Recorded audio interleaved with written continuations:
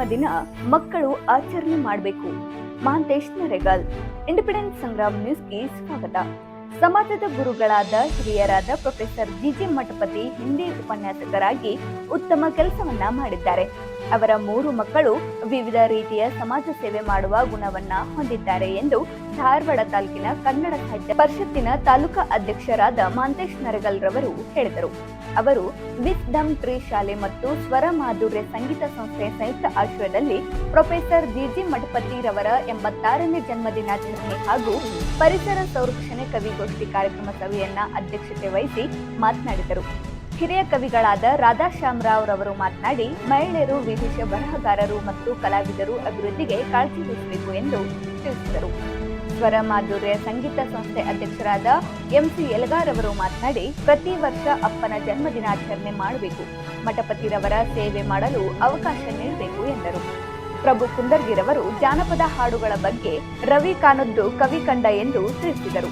ಆರ್ಜಿ Mathapati, Shaila Badiger, Anuradha Kulkarni, SN Hiremath ಸೇರಿದಂತೆ ಅನೇಕ ಕವಿತ್ರಿಗಳು ಮತ್ತು ಕವಿಗಳು ಪರಿಸರ ಕುರಿತು ಕವನಗಳನ್ನ ಪ್ರಸ್ತುತಪಡಿಸಿದರು. ಮಠಪತಿ ಕುಟುಂಬಸ್ಥರು, ಸೊಸೆಯಂದ್ರು ಮತ್ತು ಮೊಮ್ಮಕ್ಕಳು ಈ ಕಾರ್ಯಕ್ರಮದಲ್ಲಿ ಉಪಸ್ಥಿತರಿದ್ದರು. ಪ್ರಾರಂಭದಲ್ಲಿ ಕಬೀರ್ ಹಾಗೂ ತರಂಗಿಣಿ ರಾಗಂ ಪ್ರಾರ್ಥನೆ ಮಾಡಿದರು. ಎಂಜಿ ಮಠಪತಿರವರು ಪ್ರಾಸ್ತಾವಿಕವಾಗಿ ಮಾತನಾಡಿದರು. ನಿವೇದಿತಾ ಮಠದ್ ಕಾರ್ಯಕ್ರಮವನ್ನು ನಿರೂಪಿಸಿದರು. ಸಿದ್ಧಾರ್ಥ್ ರಾಗಂ ವಂದಾರ್ಪಣೆ ಮಾಡಿದರು. ಗ್ರಾಹಕರೇ, ಸೆಕೆಂಡ್ ಹ್ಯಾಂಡ್ ವಾಹನ ಬೇಕಾ? ಕಾರ್ ಮತ್ತು ಬೈಕ್ ಬೇಕಾದರೆ ನ್ಯಾಷನಲ್ ಆಟೋ ಕನ್ಸಲ್ಟೆಂಟ್ಗೆ ಭೇಟಿ ನೀಡಿ. ಇಲ್ಲಿ ಎಲ್ಲ ತರಹದ ಸೆಕೆಂಡ್ ಹ್ಯಾಂಡ್ ಬೈಕ್ ಮತ್ತು ಕಾರುಗಳು ಸಿಗುತ್ತದೆ. ವಿಶೇಷವೇನೆಂದರೆ ಲೋನ್ ಮೂಲಕ ವಾಹನ ಖರೀದಿ ಮಾಡಬಹುದು. ನೀವು ಭೇಟಿ ನೀಡಬೇಕಾದ ಸ್ಥಳ old DSP circle, BSL office near KC park, Dharwad.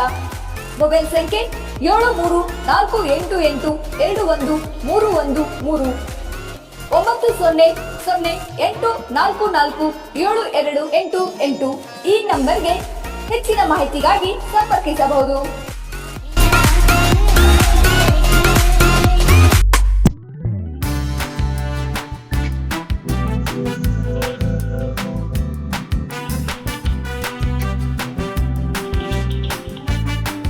ಶಂ no मित्र शं नो ऋणः शं नो भवत्वर्यमां शं नो इन्द्रो बृहस्पतिः शं नो विष्णुरुक्रमः.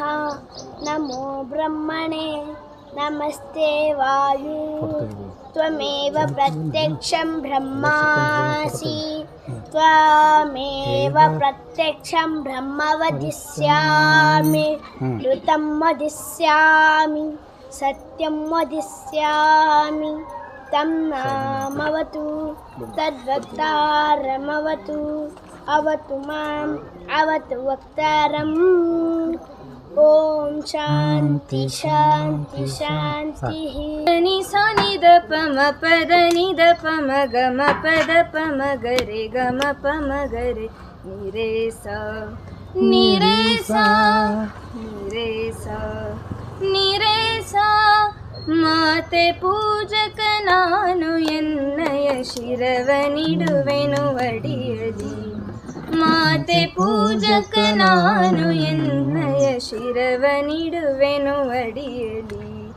ನಿನ್ನ ಕೀರ್ತಿಯು ಜಗದಿ ಮೆರೆಯಲಿ, ಒಂದೇ ಆಸೆಯು ಮನದಲ್ಲಿ. ನಿನ್ನ ಕೀರ್ತಿಯು ಜಗದಿ ಮೆರೆಯಲಿ, ಒಂದೇ ಆಸೆಯು ಮನದಲ್ಲಿ. ಎಡರು ತೊಡರುಗಳೆಲ್ಲ ತುಳಿಯುತ್ತ ಮುಂದೆ ನುಗ್ಗುವೆ ಭರದಲ್ಲಿ. ನಿನ್ನ ನಾಮ ನಿನಾದವಾಗಲಿ, ಶ್ರಮಿಪೆನ ಪ್ರತಿ ಕ್ಷಣದಲ್ಲಿ. ನಿನ್ನ ಗೌರವಕ್ಕೆದುರು ಬರುವ ಬಲವ ಮುರಿವೆನು ಛಲದಲ್ಲಿ. ನಿನ್ನ ಗೌರವಕ್ಕೆದುರು ಬರುವ ಬಲವ ಮುರಿವೆನು ಛಲದಲ್ಲಿ. ಜಗದ ಜನನಿ ಭಾರತ ಇದ ಕೇಳಿ ನಲಿಯುವೆ ಮನದಲ್ಲಿ. ಜಗದ ಜನನಿ ಭಾರತ ಇದ ಕೇಳಿ ನಲಿಯುವೆ ಮನದಲ್ಲಿ. ಮಾತೆ ಪೂಜಕ ನಾನು ಎನ್ನಯ ಶಿರವನಿಡುವೆನು ಅಡಿಯಲಿ. ನಿನ್ನ ಕೀರ್ತಿಯು ಜಗದಿ ಮೆರೆಯಲಿ, ಒಂದೇ ಆಸೆಯು ಮನದಲ್ಲಿ. ನಗುತ್ತ ನಲಿಯುವ ನಿನ್ನ ವದನವ ನೋಡಿ ನಲಿವುದು ಎನ್ನೆದೆ ನಿನ್ನ ದುಃಖಿತವದನ ವೀಕ್ಷಿಸಿ ಸಿಡಿಯುವುದೆನ್ನಯ ಹೃದಯವು ನಿನ್ನ ಮುಖದಲ್ಲಿ ಗೆಲುವು ತರಲು ನೀರುಗೈಯುವೆ ರಕ್ತವ ನಿನ್ನ ಮುಖದಲ್ಲಿ ಗೆಲುವು ತರಲು ನೀರುಗೈಯುವೆ ರಕ್ತವ ಎನ್ನ ಕಣ ಕಣ ತೇದು ಬಸಿಯುವೆ ಪೂರ್ಣ ಜೀವನ ಶಕ್ತಿಯ ಎನ್ನ ಕಣ ಕಣ ತೇದು ಬಸಿಯುವೆ ಪೂರ್ಣ ಜೀವನ ಶಕ್ತಿಯ ಮಾತೆ ಪೂಜಕ ನಾನು ಎನ್ನಯ ಶಿರವ ನಿಡುವೆನು ಅಡಿಯಲಿ ಮಾತೆ ಪೂಜಕ ನಾನು ಎನ್ನಯ ಶಿರವ ನಿಡುವೆನು ಅಡಿಯಲಿ ನಿನ್ನ ಕೀರ್ತಿಯು ಜಗದಿ ಮೆರೆಯಲಿ ಒಂದೇ ಆಸೆಯು ಮನದಲ್ಲಿ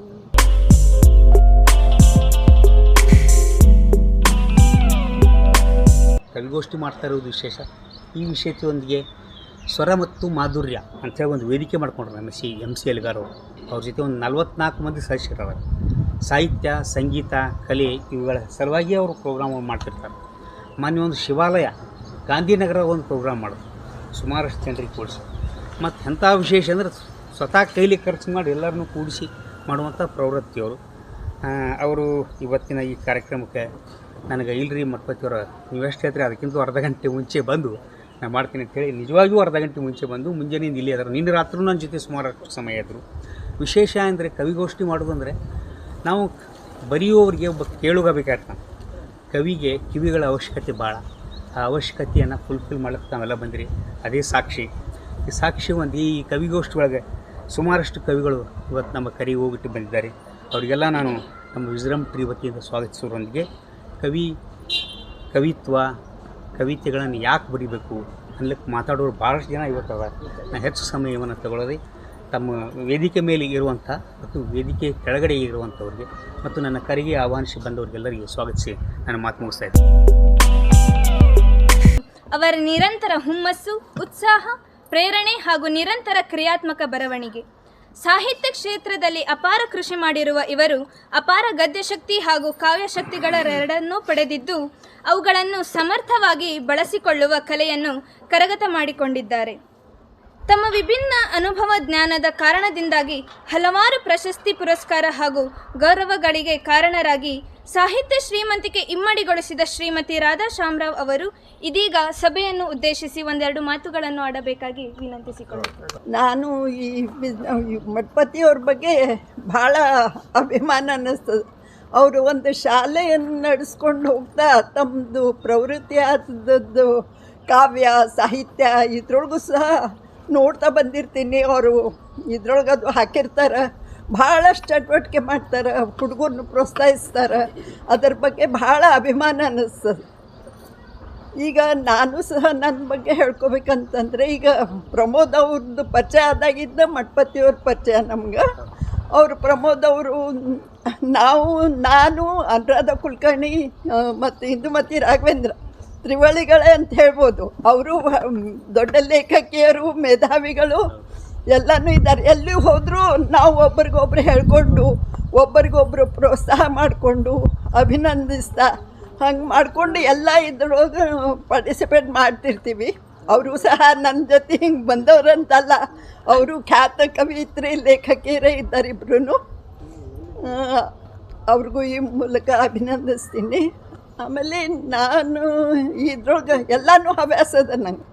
ಒಂದು ಕವಿತಾ ಲೇಖನ ಆಗಲಿ, ಕಥೆ ಇದಾಗಲಿ, ಆಮೇಲೆ ತೋಟಗಾರಿಕೆ ಆಗಲಿ, ಪರಿಸರ ಆಗಲಿ, ಎಲ್ಲದ್ರಾಗೂ ಹುಮ್ಮಸ್ಸದ. ಇದರಿಂದ ಇನ್ವಾಲ್ವ್ ಆಗಿರ್ತೀನಿ. ನಾ ಎಲ್ಲರಿಗೂ ಹೇಳೋದು ಒಂದೇ, ಅಂದರೆ ನಿಮ್ದು ಏನು ಒಳಗೆ ನಿಮ್ಮದು ಸೂಕ್ತ ಪ್ರತಿಭೆ ಏನದ ಅದನ್ನು ಹೊರಗೆ ಹಾಕ್ರಿ.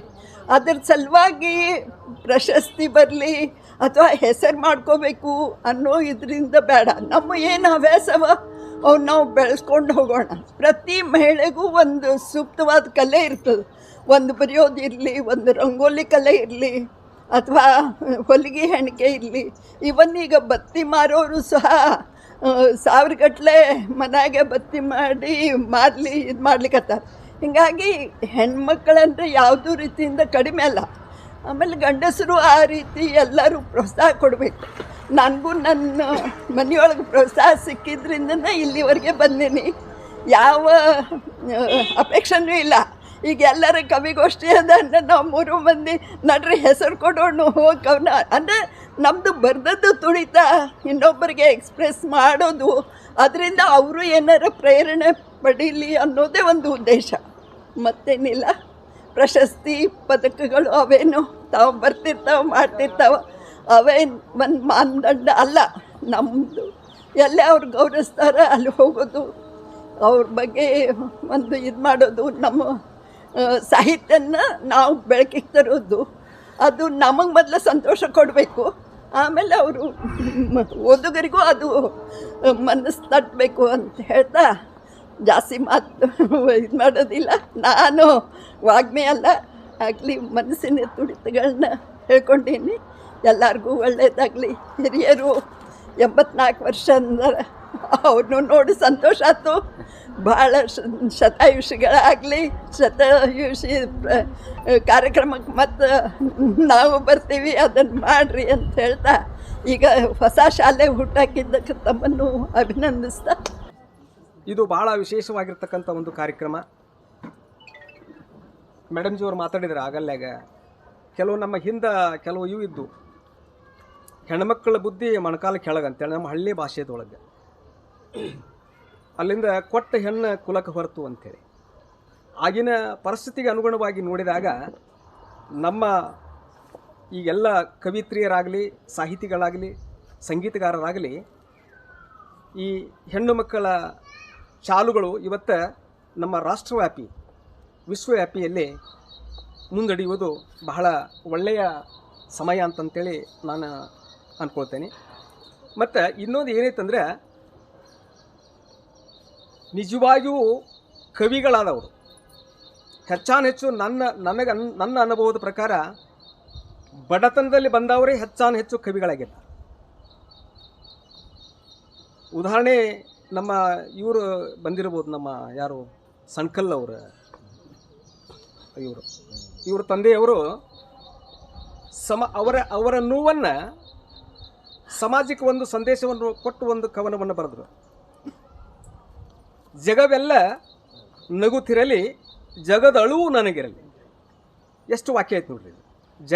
ಜಗವೆಲ್ಲ ಜಗದಲ್ಲ ಅಳುವುದನ್ನು ನೋಡಿ ಆ ಅಳುವು ಯಾರಿಗೆ ಬರಬೇಕಂದ್ರೆ ನನಗೆ ಬರಲಿ, ಅಷ್ಟು ವಿಶಾಲವಾದಂಥ ಹೃದಯವನ್ನು ಕವಿ ಇಟ್ಕೊಂಡಿರ್ತಾನೆ.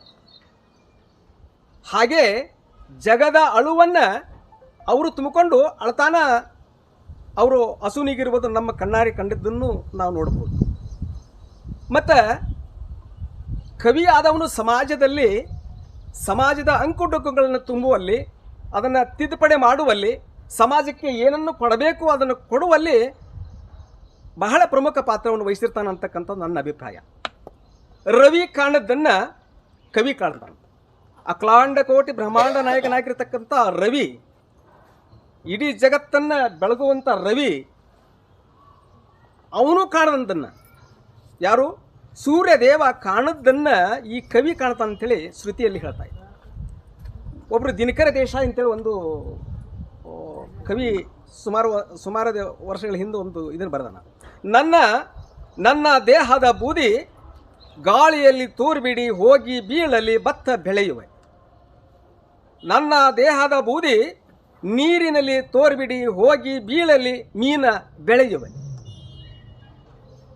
ಯಾರು ಕುರಿತು ಬರೆದ್ರಿ ಇದನ್ನಂತಂದರೆ ದಿನಕರ ದೇಸಾಯಿಯವರು ನೆಹರೂರವರ ಕುರಿತು ಬರೆದಂತ. ಏನಂತ? ನನ್ನ ದೇಹದ ಬೂದಿ ಗಾಳಿಯಲ್ಲಿ ತೋರ್ಬಿಡಿ ಹೋಗಿ ಬೀಳಲಿ ಭತ್ತ ಬೆಳೆಯಲಿ. ನಾನು ಸತ್ರು ಸಹಿತ ನನ್ನ ದೇಹದ ಬೂದಿ ಏನಿದೆಯಲ್ಲ, ಈ ಬೂದಿಯನ್ನು ಗಾಳಿಯಲ್ಲಿ ತೋರ್ಬಿಡಿ, ಅದು ಹೋಗಿ ಎಲ್ಲಿ ಬೆಳ್ಳಿ ಅಂದರೆ ಇದಕ್ಕೆ ಭತ್ತ ಇವೆಲ್ಲ ಫಸಲುಗಳ ಬೆಳೆಯುವಲ್ಲಿ ಬೆಳ್ಳಿ ಅಂತ. ಅಂದ್ರೆ ಸತ್ರು ಸಹಿತ ನನ್ನ ಈ ದೇಹದ ಉಪಯೋಗ ಈ ಜಗತ್ತು ಉಣ್ಲಿ. ನನ್ನ ದೇಹದ ಬೂದಿ ನೀರಿನಲ್ಲಿ ತೋರ್ಬಿಡಿ ಹೋಗಿ ಬೀಳಲಿ ಮೀನ ಬೆಳೆಯು. ಎಷ್ಟು ಕವಿಯ ಹೃದಯ ವಿಶಾಲವಾಗಿರ್ತೈತಿ ಅಂತಕ್ಕಂಥದ್ದಕ್ಕೆ ಇದೊಂದು ಉದಾಹರಣೆಯನ್ನು ಕೊಡ್ತಾ ಇದ್ದೆ. ಮತ್ತು ನಾನು ನಿಜವಾಗಿಯೂ ನಾನು ಅನೇಕ ಕವನಗಳನ್ನು ಬರೆದೆ. ಬಟ್ ನಾನೊಬ್ಬ ಜಾನಪದ ಸಂಗೀತಗಾರನಾಗಿ, ಅದು ಸಹಿತ ಒಬ್ಬ ಸಾಹಿತ್ಯ ಮಾಡಿದ್ದು, ಜಾನಪದನೂ ಸಹಿತ ಸಾಹಿತ್ಯ ಮಾಡಿದ್ದು. ಒಂದೇ ಒಂದು ಸಣ್ಣದು ಅಗದಿ ಇದನ್ನು ಮಾಡಿ ಅಂದ್ರೆ ಎಷ್ಟು ಸಮಾಜಕ್ಕೆ ಏನು ಕೊಡ್ತೈತಿ, ಒಂದು ಜನಪದದ ಒಂದು ಮೂಲವನ್ನು ನಾವು ಇದನ್ನು ಮಾಡಿದಾಗ. ಆಡಿ ಬಾನನ ಕಂದ ಅಂಗಾಲ ತೊಳೆದೇನೆ, ಆಡಿ ಬಾನನ ಕಂದ ಅಂಗಾಲ ತೊಳೆದೇನೆ, ತೆಂಗಿನಕಾಯಿ ಎಳನೀರ, ತೆಂಗಿನಕಾಯಿ ಎಳನೀರ ತಕ್ಕೊಂಡ ಬಂಗಾರದ ಮುಖವ ತೊಳೆದೇನ, ನಾ ಬಂಗಾರದ ಮುಖವ ತೊಳೆದೇನ. ಎಷ್ಟು ಚೆನ್ನಾಗಿ ತಾಯಿ ಸಾಹಿತ್ಯ ಎಷ್ಟು ಚೆನ್ನಾಗಿದೆ ನೋಡಿ. ಇನ್ನೊಂದು ಹೇಳ್ಬೋದು ನಾವು, ತಾಯಿ ಮಗುವನ್ನು ಮಲಗಿಸಕ್ಕೆ ಒಂದು ಹಾಡನ್ನು ಹೇಳ್ತಾವ.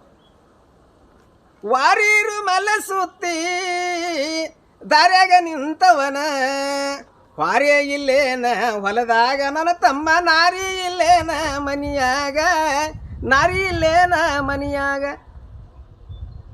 ಮಗನನ್ನ ಮಲಗಿಸಾಕಿ ಏನಂತ ಅಂದ್ಲಕಿ, ವಾರಿ ರೂಮಲ್ಲ ಸುತ್ತಿ ದಾರ್ಯಾಗ ನಿಂತವನ, ವಾರೇ ಇಲ್ಲೇನ ಹೊಲದಾಗ ನನ್ನ ತಮ್ಮ, ನಾರಿ ಇಲ್ಲೇನ ಮನೆಯಾಗ. ಸಂದೇಶ ಏನು ಕೊಡ್ತೀವಿ ಅಂತಂದ್ರೆ, ನಮ್ಮ ಹಳ್ಳಿಗಳಲ್ಲಿ ಬಣಿವಿ ಸಂಧಿಗಳು ಬಾಳ್ರಿ, ಬಣಿವುಗಳು ಬಾಳಿದ್ದು, ಈಗೆಲ್ಲ ಬಣಿವುಗಳದ್ದು ಹೋದು. ಬಣಿವಿ ಸಂಧ್ಯಾಗ ನಿಂತು ಒಬ್ಬ ಏನೋ ಮಾಡಾಕತ್ತಿದ್ನಂತ, ಅವ ಏನು ಮಾಡಾಕತ್ತಿದ್ನ ಗೊತ್ತಿಲ್ಲ. ಆದ್ರೆ ಇಲ್ಲಿ ತಾಯಿ ಮಗುವನ್ನು ಮಲಗಿಸಾಕ ಏನಿಲ್ಲ, ವಾರಿ ರೂಮಲ್ಲ ಸುತ್ತಿ ದಾರ್ಯಾಗ ನಿಂತವನ, ಹಾರೆ ಇಲ್ಲೇನ ಹೊಲದಾಗ ನನ್ನ ತಮ್ಮ, ನಾರಿ ಇಲ್ಲೇನ ಮನೆಯಾಗ. ಈ ಸಂದೇಶವನ್ನು ಅವ ಬಣಿವಿ ಸಂಧ್ಯಾಗ ನಿಂತು ಏನೋ ಮಾಡಾಕತ್ತಿದ್ದನ್ನು ಆ ಶಬ್ದವನ್ನು ತಾಯಿ ಕೂಸಿನ ಮಲಗಿಸೋದು, ಆ ಹಾಡುವುದನ್ನು ಕೇಳಿ ಹಂಗಾರ ಯಾರೋ ನನ್ನ ನೋಡ್ಯಾರ ಅಂತೇಳಿ ಮನೆ ಹೋದ್ನು. ಎಷ್ಟು ಮಾರ್ಮಿಕವಾದಂಥ ಈ ಜಾನಪದ ನುಡಿ ಕೊಡ್ತೈತಿ ಅಂತಕ್ಕಂಥ ಒಂದು ಉದಾಹರಣೆ. ಇನ್ನೂ ಒಂದು, ಅವಾಗ ಪ್ರೀತಿ ಮಮತೆ ಇದ್ದು ಪ್ರೀತಿಯನ್ನು ಮಾಡ್ತಿದ್ರು. ಅವಾಗ ಹೀಗಿನಂಗೆ ಶಾಲಾ ಕಾಲೇಜುಗಳು ಇರಲಿಲ್ಲ, ಆಶ್ರಮಗಳಂತಿದ್ದು. ಗುರುಗಳ ಯಾಕ್ರಿ ಒಂದೆರಡು ತಿಂಗಳ ಇಲ್ಲಿ ಕಲಿಸಿ ಮತ್ತೆ ಮುಂದಿನ ಊರಿಗೆ ಹೋಗಿ ಶಾಲೆ ಕಲಿಸುವಂಥದ್ದು ಸಂಪ್ರದಾಯಗಳಿದ್ದು. ಇಲ್ಲೇ ಒಬ್ಬರು ಒಂದು ಹುಡುಗ ಹುಡುಗಿ ಏನೋ ಒಂದು ಪ್ರೀತಿ ಮಾಡಿದ್ರಂತೆ.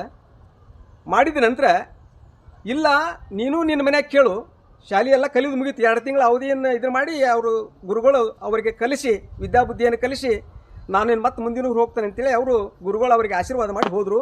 ಇವರು ಕೂಡ್ಕೊಂಡು ಮಾತಾಡಿದರು. ಏನಂತಂದ್ರೆ, ಇಲ್ಲ ನಾನು ನಿನ್ನ ಪ್ರೀತಿ ಮಾಡಿದ್ದೀನಿ, ಹೆಂಗೆ ಮಾಡ್ಕೊತೀನಿ ಅಂತ ಕೇಳಿದಾಗ, ನೀನು ನಿನ್ನ ಮನ್ಯಾಗ ಕೇಳ್ಕೊ, ನಾನು ನನ್ನ ಮನ್ಯಾಗ ಕೇಳ್ಕೊತೀನಿ, ನನಗೊಂದು ಲೆಟರ್ ಬರಿ ಅಂತೇಳಿ ಆ ಹುಡುಗಿನೂ ಹೋದ್ಲು.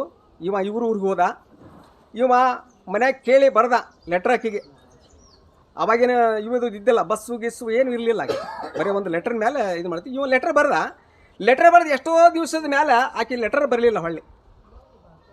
ಹಂಗಾರೆ ಇವೇನು ಮಾಡಿದ, ಲೆಟರು ಬರಲಿಲ್ಲ, ಏನೂ ಬರಲಿಲ್ಲ ತಡಿ ಅಂತಂದು ಆಕಿಯ ಮನೆ ಪತ್ತೆ ಹಚ್ಚಲಿಕ್ಕೆ ಹೋದ ಇವ. ಅಡ್ಡ ಗುಡ್ಡವ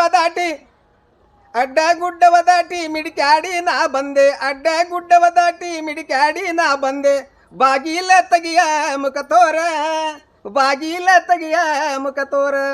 ಇವ ಹೋದ. ಇವ ಅಡ್ಡ ಗುಡ್ಡ ದಾಟಿ ಆ ಬಸ್ಸು ಗಿತ್ತು ಏನಿದಿಲ್ಲ, ಅವಾಗ ಬರೀ ಕಾಲ್ದಾರಿಗಳು, ಒಳದಾರಿಗಳು, ತುಡುಗು ಹಾದಿ ಅಂತಿದ್ವಿ ನಾವು. ಗುಡ್ಡ ದಾಟಿ ಏನಂದ, ಅಡ್ಡ ಗುಡ್ಡವ ದಾಟಿ ಮಿಡಿಕಾಡಿ ನಾ ಬಂದೆ, ಬಾಗಿಲ ತೆಗಿಯ ಮುಖ ತೋರ ಅಂತ ಆಕೆ ಮನೆ ಬಾಗಿಲಿಗೆ ಹೋಗಿ ಬಡ್ದ. ಆಕೆ ಒಳಗೆ ನಿಂತುಕೊಂಡೆ ಹೇಳು, ಬಾಗಿಲ ತೆಗಿಲಾರೆ ಮುಖವನ್ನ ತೊರಲಾರೆ, ಬಾಗಿಲ ತೆಗಿಲಾರೆ ಮುಖವನ್ನ ತೊರಲಾರೆ, ಬಾಜುಕಿದ್ದಾನ ನನ್ನ ಗಂಡ, ಬಾಜುಕಿದ್ದಾನ ನನ್ನ ಗಂಡ. ಎಷ್ಟು ಚಂದಲತ್ ಒಳಗೆ ಕದ ತೆಗಿಲಿಲ್ಲ ಆಕೆ. ಏನು, ಕದವನ್ನ ತೆಗಿಲಾರೆ ಮುಖವನ್ನ ತೊರಲಾರೆ, ಕದವನ್ನ ತೆಗಿಲಾರೆ ಮುಖವನ್ನ ತೊರಲಾರೆ, ಬಾಜುಕಿದ್ದಾನ ನನ್ನ ಗಂಡ, ಬಾಜುಕಿದ್ದಾನ ನನ್ನ ಗಂಡ. ಮುಗಿತೀವ. ಬಂದ ದಾರಿಗೆ ಸುಂಕವಿಲ್ಲವೆಂಬಂತೆ ಏನು ಮಾಡಿದ, ಇವ ತನ್ನ ಮನೆಗೆ ಬಂದ. ಅಂದ್ರೆ ಸಾಹಿತ್ಯದ ಒಂದು ತಿರುಳುಗಳನ್ನು ನೋಡಿಬಿಟ್ರೆ ಇಡೀ ಸಮಾಜ, ಇಡೀ ಜಗತ್ತನ್ನು ನಡೆಸುವಂಥ ಶಕ್ತಿ ಈ ಸಾಹಿತ್ಯಕ್ಕಿದೆ, ಜಾನಪದಕ್ಕಿದೆ, ಕವಿಗಳ ಹತ್ತಿರ ಇದೆ ಅಂತಕ್ಕಂಥ ಒಂದು ಮಾತನ್ನು ಹೇಳ್ತಾ, ಅಣ್ಣರು ನನ್ನ ಅಣ್ಣ ಕುಸ್ತಿ ಒಂದೇ ತಾಲೀಮದಲ್ಲಿ ಇದ್ದವರು ಮೊದಲು ಇಲ್ಲಿ ಧಾರವಾಡದಲ್ಲಿ. ನನ್ನ ಹಿರಿಯ ಅಣ್ಣ ಸುಮಾರು ಒಂದು 65 ವರ್ಷ ನಡೀತಾವ. ಇವರು ಮಠಪತಿಯವರು ಅವರು ಕೂಡ ಒಂದೇ ಈಕ್ವಲೆಂಟ್ ಇದ್ದವರು. ಮಠಪತಿಯವರು ಇದು ಏನು ಕರ್ನಾಟಕ ಕೇಸರಿ ಇವೆಲ್ಲ ತೊಗೊಂಡು ಅವರು ತಮ್ಮ ಬೆಳವಣಿಗೆ ಮಾಡ್ಕೊಂಡು ಮತ್ತೆ ಹೊಳ್ಳಿಗೆ ಬೆಳಗಾವದಲ್ಲೇ ಒಂದು ಈ ಕುಸ್ತಿ ಅಖಾಡವನ್ನು ತೆಗೆದು ಇದನ್ನು ಮಾಡಿದಂಥ ಈ ಸಂದರ್ಭದಲ್ಲಿ ಅವ್ರನ್ನೂ ನೆನೆಸ್ಕೊಳ್ತಾ ಇವತ್ತು ನಮ್ಮ ಹಿರಿಯ ಜೀವಿ ಜಿ ಮಠಪತಿ ಗುರೂಜಿಯವರ ಹುಟ್ಟುಹಬ್ಬದ ಆಚರಣೆ ಹಾಗೂ ಈ ಕವಿಯ ಗೋಷ್ಠಿ ಸರಾಗವಾಗಿ ಸಾಗಲಿ ಅಂತಕ್ಕಂಥ ಒಂದು ಮಾತನ್ನು ಹೇಳ್ತಾ ನನ್ನನ್ನು ಇಲ್ಲಿ ಕರೆಸಿ ನನಗೆ ಒಂದು 4 ಮಾತನಾಡಲಿಕ್ಕೆ ಅನುಕೂಲ ಮಾಡಿಕೊಟ್ಟಂಥ ಮಠಪತಿ ಗುರೂಜಿಯವರಿಗೂ ವೇದಿಕೆ ಮೇಲಿರ್ತಕ್ಕಂಥ ಎಲ್ಲ ಮಾನ್ಯರಿಗೂ ನನ್ನ ತುಂಬ ಧನ್ಯವಾದ ಅರ್ಪಿಸಿ ನಾನು ಮಾತು ಮುಗಿಸ್ತೇನೆ. ಸ್ವರಮಾಧುರ ಸಂಗೀತದ ಸಂಸ್ಥೆಯ ಅಧ್ಯಕ್ಷ ಮತ್ತು ನಮ್ಮ ಈ ಸ್ಕೂಲಿನ ಈ ಸದ್ಯದ ಮಟ್ಟಿಗೆ ಅಧ್ಯಕ್ಷ ಅಂದ್ರೆ ನಾನೇ. ಯಾಕಂದರೆ ಮಠಪತಿ ಸರು ಭಾಳ ಹಾರ್ಡ್ ವರ್ಕ್ ಅವರು ಎಲ್ಲ ಕಾರ್ಯಚಟುವಟಿಕೆಗಳಿಗೂ ತೊಡಗ್ತಾರೆ. ಹೀಗಾಗಿ ಈ ಸ್ಕೂಲು ಸರ್ ನಿಮ್ದಂತ ನಮ್ಗೆ ಹೇಳಿಬಿಟ್ಟಿದ್ದಾರೆ ಅವರು. ಹೀಗಾಗಿ ಈ ಸ್ಕೂಲಿನ ಜವಾಬ್ದಾರಿ ಈಗ ಕಳೆದ 4 ದಿವಸದಿಂದ ನಿಂತು ನಾವೆಲ್ಲ ಮಾಡ್ಕೊತ ಬಂದಿದ್ದೀವಿ.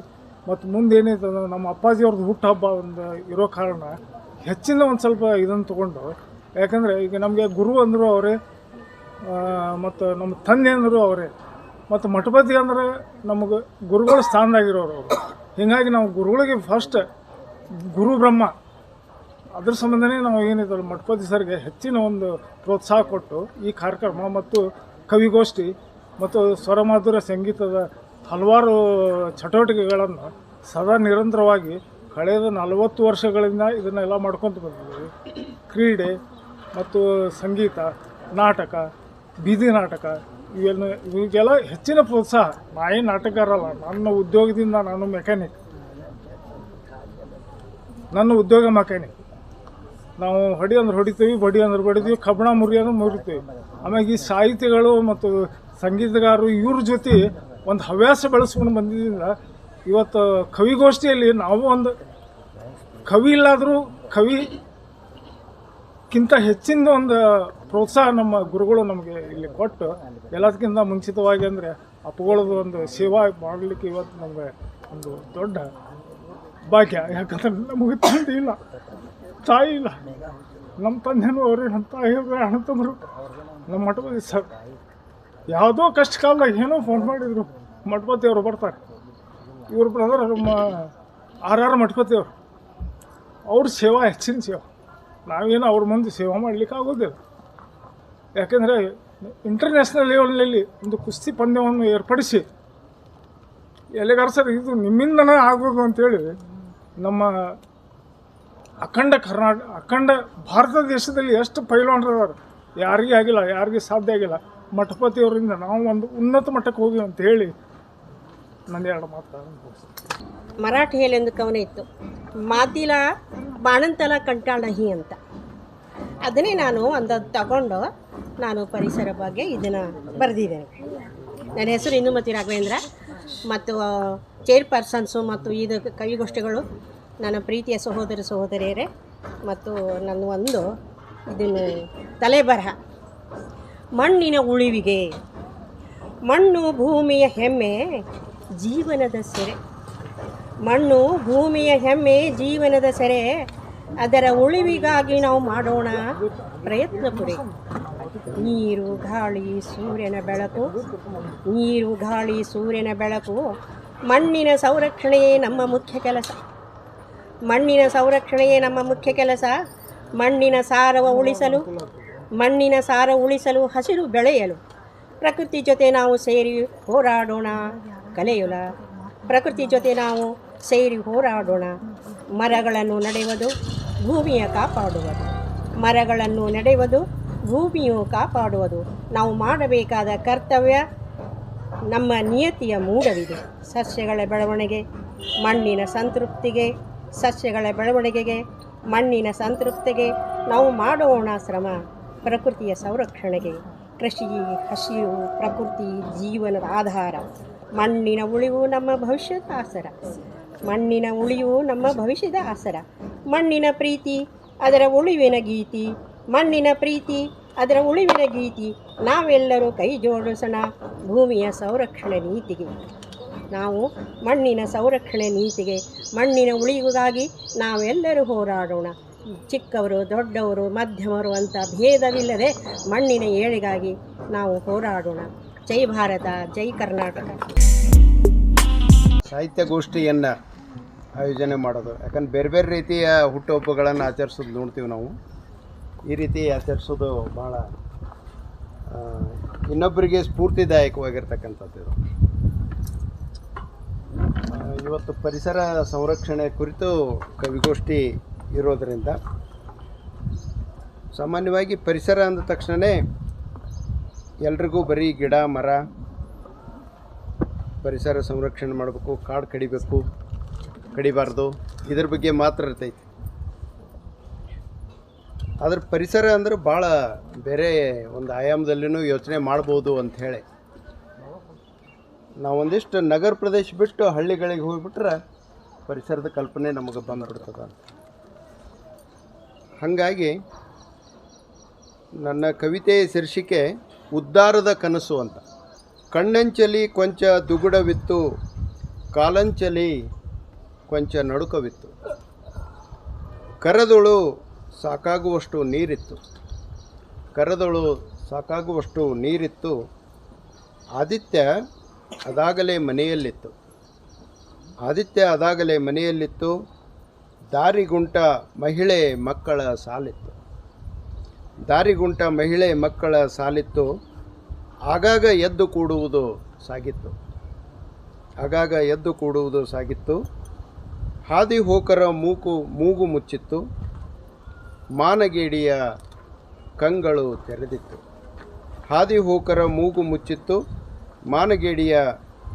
ತೆರೆದಿತ್ತು, ಚಾವಡಿಯ ಚಲುವರ ಕಳ್ಳ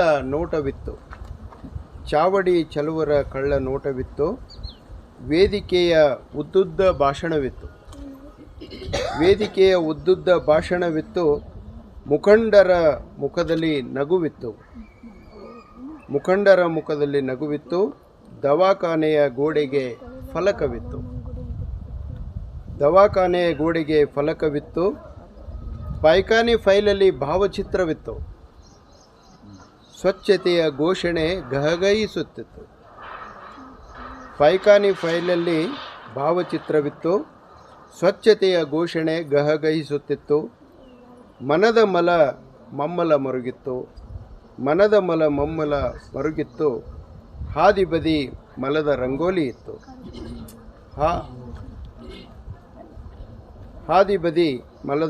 ರಂಗೋಲಿ ಇತ್ತು. ಇದು ಉದ್ಧಾರದ ಕನಸು. ಈ ಪರಿಸರವನ್ನು ನಾವು ಹೊರಗಡೆ ನೋಡ್ತೀವಿ. ಶೀರ್ಷಿಕೆ ವಿಕಾಸ ವಿನಾಶ. ಕವನದ ಶೀರ್ಷಿಕೆ ವಿಕಾಸ ವಿನಾಶ. ಪರಿಸರ ಹಚ್ಚ ಹಸುರಿನ ಕಣಜ, ಹಸಿರೇ ಉಸಿರಾಗಿರುವುದು ಸಹಜ. ನಗುತ್ತಲೇ ವಿಹರಿಸುತ್ತಿಹನು ಮನುಜ, ಹಸಿರಿರೆ ಕಟ್ಟಬಲ್ಲೆವು ಶುದ್ಧ ಸಮಾಜ. ಹಸಿರಿರದಿರೆ ಸುತ್ತ ಆವರಿಸಿದೆ ಬರ, ಕಳೆಗುಂದಿ ಬೋಳಾಗಿ ನಿಂತಿದೆ ಮರ. ಜೀವಸತ್ವ ಕಳೆದುಕೊಂಡನು ನರ, ಪ್ರಾಣ ರಕ್ಷಣೆಗಾಗಿ ಬೇಡುವನು ವರ. ನಿಲ್ಲದಿರೆ ಪ್ರಕೃತಿ ಮಾತೆಯ ಶೋಷಣೆ, ಬೋಳು ಗಿಡಗಳದ್ದೇ ಜಗತ್ತು ಕಾಣಿ. ಬೀದಿ ಹೆಣವಾಗಲು ನಾವೇ ಹೊಣೆ, ಪ್ರಕೃತಿ ಉಳಿಸಲು ಗಿಡವ ನೆಡೆ ಜಾಣೆ. ನಗರೀಕರಣವೆಂಬ ವಿಕಾಸಕ್ಕೆ ಕೊಡ್ಲಿ ಪೆಟ್ಟು ಬೀಳುತ್ತಿದೆ ಮರಕ್ಕೆ, ಎಡೆ ಮಾಡಿದೆ ಮನುಜನ ವಿನಾಶಕ್ಕೆ.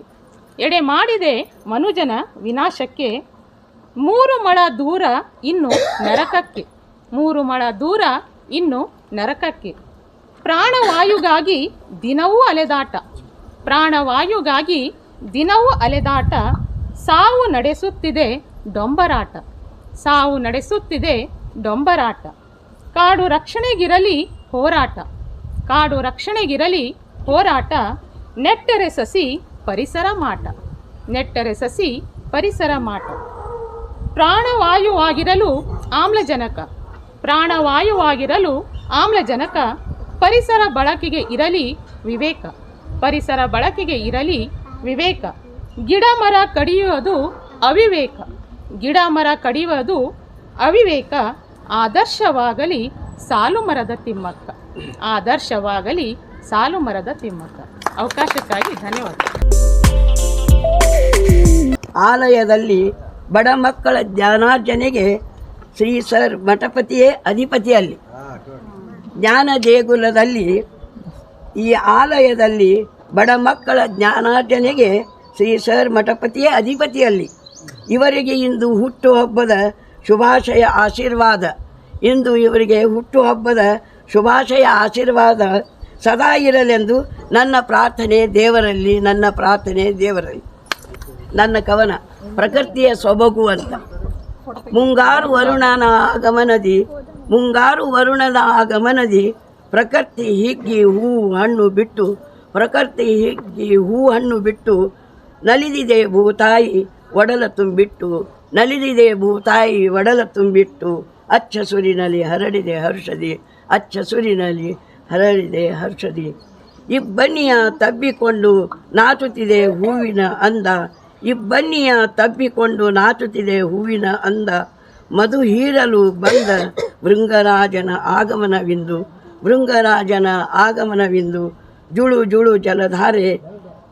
ಜುಳು ಜಲಧಾರೆ ಜೇಂಕರಿಸುತ್ತ ತುಂಬಿ ಹರಿದಿದೆ. ಸಾಗರ ಸೇರಲು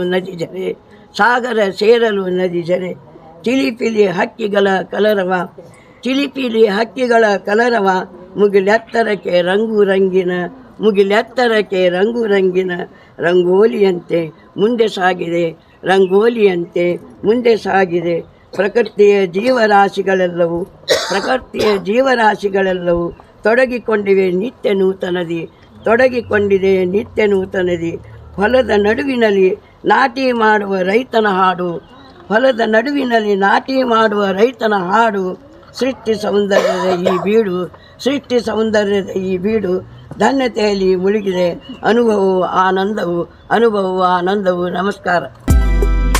ಹುಟ್ಟುಹಬ್ಬದ ಶುಭಾಶಯಗಳನ್ನು ಕೋರುತ್ತಾ ಕವನದ ಶೀರ್ಷಿಕೆ ಕುರುಪಿಯಾಗುತ್ತಿಹಳು ಕಪ್ಪತ್ತಗಿರಿಯ ಪ್ರಕೃತಿ ದೇವಿ. ಇದು ಕಪ್ಪತ್ತಗಿರಿ ಅನ್ನೋದು ಗದಗ ಜಿಲ್ಲೆಯಲ್ಲಿ ಬರ್ತದೆ. ದುಷ್ಟರು ಮೇಲಿನ ಮೇಲೆ ಇಲ್ಲಿಯ ಒಂದು ಅರಣ್ಯ ಸಂಪತ್ತನ್ನು ನಾಶಪಡಿಸುತ್ತಿರುವ ಹಿನ್ನೆಲೆಯಲ್ಲಿ ಬರೆದಂಥ ಕವನ ಇದು. ಕವನದ ಶೀರ್ಷಿಕೆ ಕುರುಪಿಯಾಗುತ್ತಿಹಳು ಕಪ್ಪತ್ತಗಿರಿಯ ಪ್ರಕೃತಿ ದೇವಿ. ಕುರುಪಿಯಾಗುತ್ತಿಹಳು ಕಪ್ಪತ್ತಗಿರಿಯ ಪ್ರಕೃತಿ ದೇವಿ. ಸೃಷ್ಟಿ ದೇವಿಯೇ ಕೈ ಬೀಸಿ ಕರೆಯುತ್ತಿಹಳು ಬನ್ನಿ. ಕಪ್ಪತ್ತಗಿರಿಯ ನೋಡ ಬನ್ನಿ. 70 ಗಿರಿಗೆ ಸಮಾನ ಹಚ್ಚ ಹಸಿರಿನ ಕಾನನ. ವಿಶ್ವದ ಸಿರಿಗೆ ಸಮಾನ ಪ್ರಕೃತಿ ದೇವಿಯ ಮಡಿಲು ತುಂಬಿ ತುಳುಕುತ್ತಿಹುದು ತಾಯ್ತನ.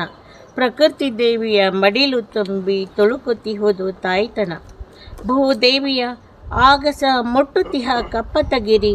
ವಕ್ಷಸ್ಥಲದ ಮೇಲೆ ಪವಡಿಸಿ ಗಿರಿಯಾಕಾರದ ಸ್ತನಾಮೃತವನ್ನು ಹೀರಿ ಸೊಕ್ಕಿನಿಂದ ಮುಗಿಲೆತ್ತರಕ್ಕೆ ಬೆಳೆದು ನಿಂತಿಹ ಹಸಿರು ಮಕ್ಕಳ ಸೊಬಗನ್ನೋಡ ಬನ್ನಿ.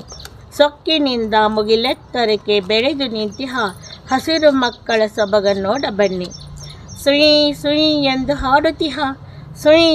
ಎಂದು ಹಾಡುತ್ತಿಹ ಮಾರುತ ಉಲಿದ ರಾಗವನ್ನು ಕೇಳಬನ್ನಿ. ಭಾವೈಕ್ಯತೆಯ ಬೆಸುಗೆಯಲ್ಲಿ ಬೆಳೆದು ಬಿಗಿದಪ್ಪಿ ಪ್ರೀತಿ ವಾತ್ಸಲ್ಯ ಸಾರುತಿಹ ಗಿಡಮರ ಬಳ್ಳಿಗಳ ಸೊಬಗ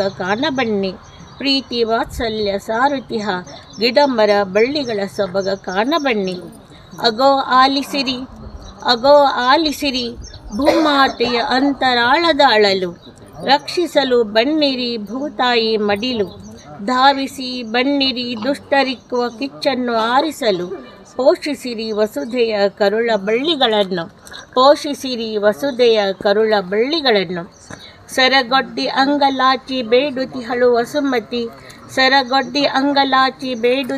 ವಸುಮತಿ. ಕಡಿದೊಗೆಯದಿರಿ ಹಸಿರು ಶಿಶುಗಳ ಅಂಗಾಂಗಗಳ. ಜೀವದಾನ ಮಾಡಿ ನನ್ನ ಅಂತರಾಳದಿ ಹುದುಗಿರುವ ಭ್ರೂಣಗಳ. ಬೆಳೆಸಿರಿ ನನ್ನ ಮಡಿಲ ಕುಡಿಗಳ. ವಸುಂಧರೆಯ ನಿರಂತರ ರೋಧನ ವಸುಂಧರೆಯ ನಿರಂತರ ರೋದನ ಗುಯಿಗುಡುತ್ತಿದೆ ಎಲ್ಲೆಡೆ ನಿತ್ಯ.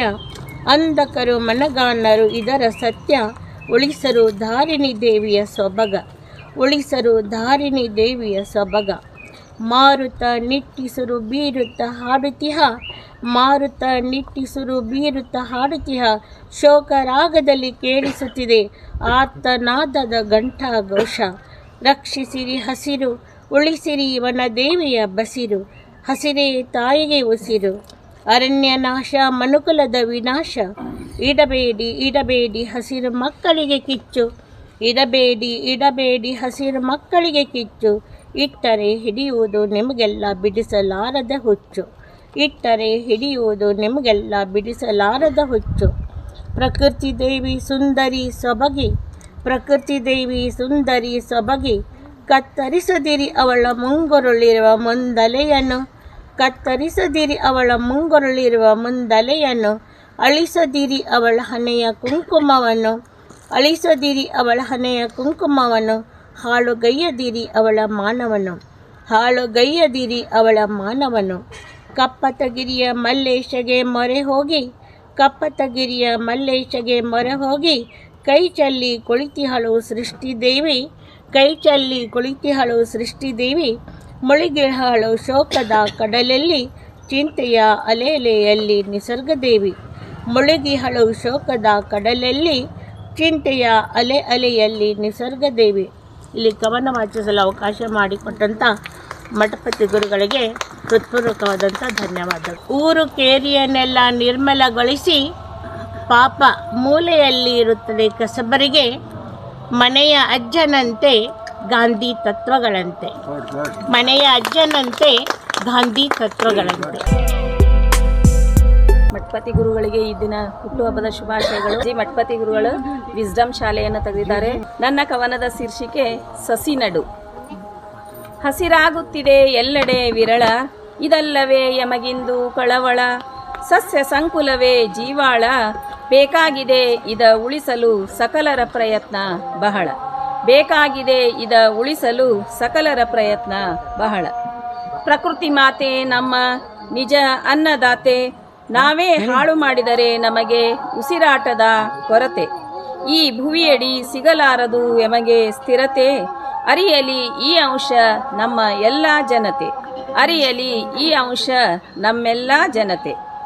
ನಿತ್ಯಾನುಷ್ಠಾನಕ್ಕೆ ನಿಸರ್ಗ ಸ್ನೇಹವ ಹುಡುಕು, ಆರೋಗ್ಯ ಪಡೆಯಲು ನೀ ಅದರಡಿ ಬದುಕು.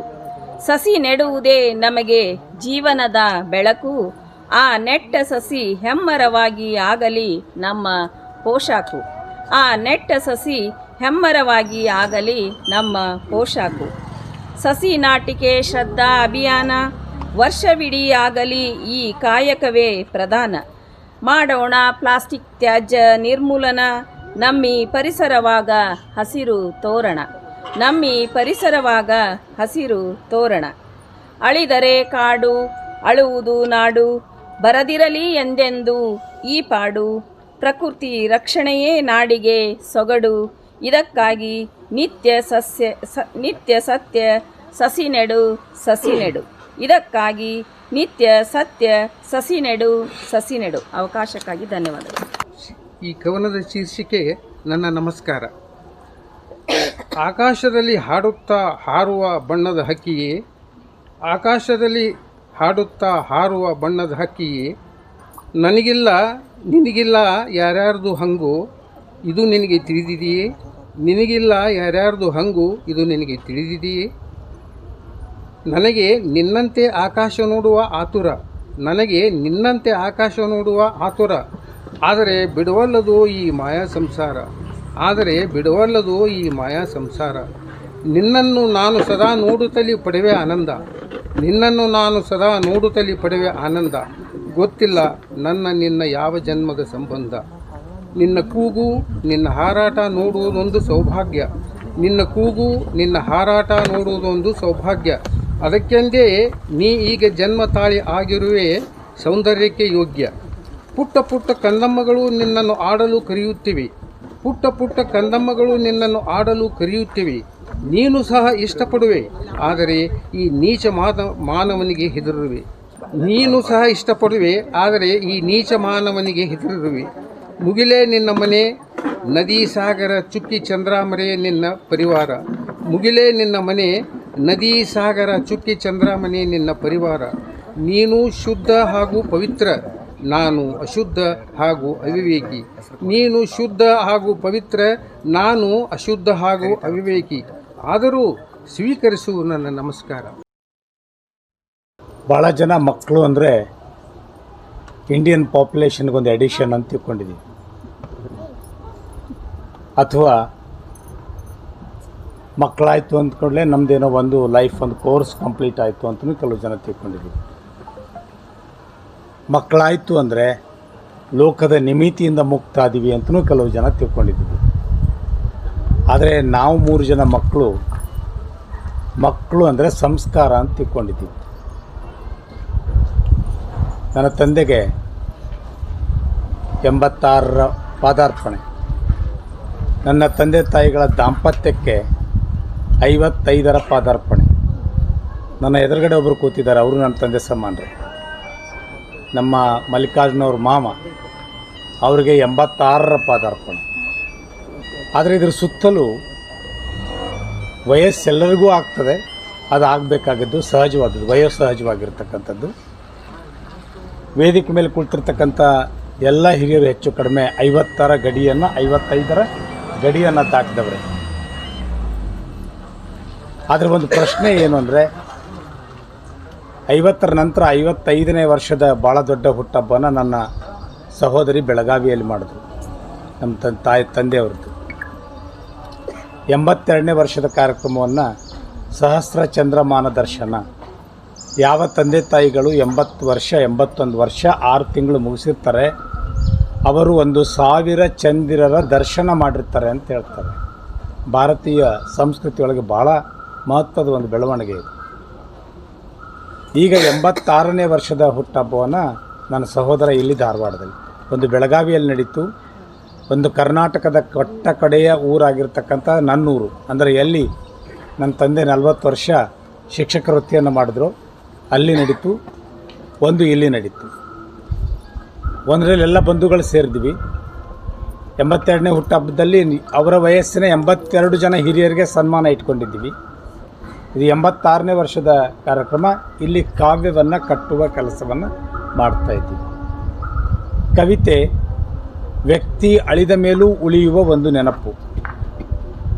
ಇಲ್ಲಿ ಎದುರುಗಡೆ ಕೂತಿದ್ದಾರೆ ಸಣಕಲ್, ಅವ್ರು ನೆನಪಾರಿದ್ದಾರೆ. ನಾವು ಅವ್ರ ಮನೆಯಲ್ಲಿ ಬಾಡಿಗೆ ಇದ್ದೀವಿ, ನಮ್ಮ ಮನೆಯಲ್ಲಿ ಬಾಡಿಗೆ ಇದ್ದೀವಿ ಕಲ್ಯಾಣ ನಗರದಲ್ಲಿ. ಈಶ್ವರ ಸಣಕಲ್ ಭಾಳ ದೊಡ್ಡ ಕವಿ. ಅನುರಾಧ ಮೇಡಮ್ ಅವರಿದ್ದಾರೆ. ನಾವು ಅವ್ರ ನಾಟಕಗಳನ್ನು ಆಕಾಶವಾಣಿಯಲ್ಲಿ ಧ್ವನಿ ಕೇಳ್ತಾ ಬೆಳೆದವರು. ಅನೇಕ ರೀತಿಯ ಹಿರಿಯರು ಇಲ್ಲಿ ತೆರೆಯ ಮರೆಯಲ್ಲಿ ಇದ್ದುಕೊಂಡು ನಮ್ಮನ್ನು ಕಟ್ಟಿದವರು, ಅಂದರೆ ನಮ್ಮ ಕುಟುಂಬಗಳನ್ನು ಕಟ್ಟಿದವರು, ನಮ್ಮ ಸಂಸಾರಗಳನ್ನು ಕಟ್ಟಿದವರು, ನಮ್ಮ ಸಂಸ್ಕೃತಿಯನ್ನು ಕಟ್ಟಿದವರು.